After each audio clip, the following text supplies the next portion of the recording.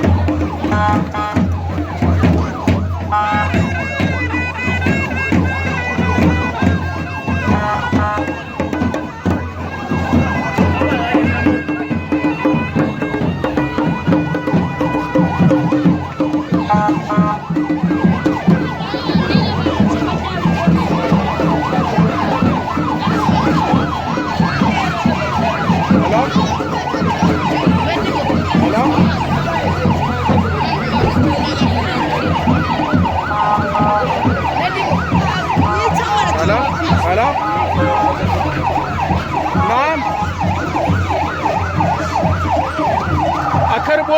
dozin biyar no ne